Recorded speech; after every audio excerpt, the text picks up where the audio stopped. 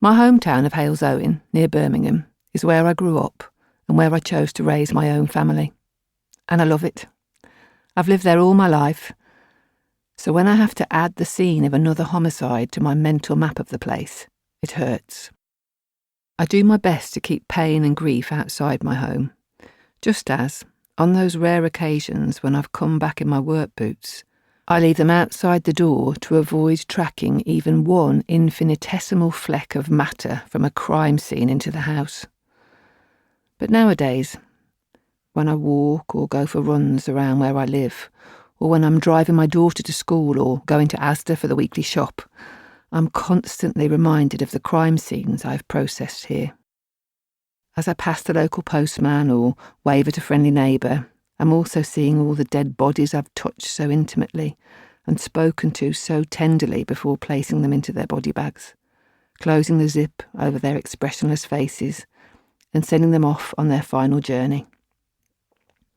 I'm thinking too of all the ordinary people who left their ordinary houses one day and came back as killers.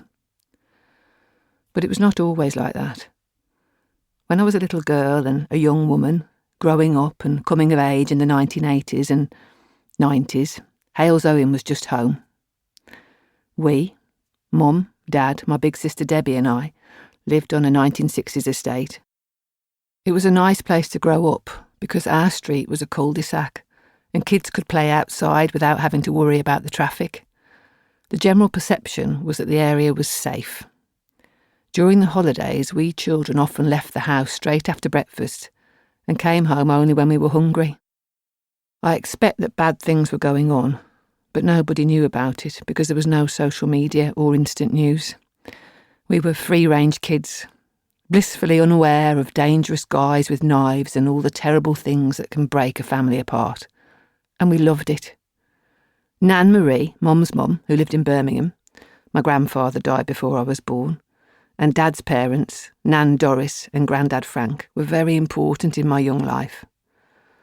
I was a completely normal kid, exceptional only for my height — I've always been very tall — and for my obsession with sports. I started running when I was 8, and Dad encouraged me to join Halesowen Athletics Club. I loved the feeling of the wind on my face when I ran, knowing that I was faster than everybody else. I also loved thinking about what my body could do, about how my muscles propelled me forward, how the tendons connected my muscles to my bones, and how, underneath it all, my skeleton was keeping the whole show on the road.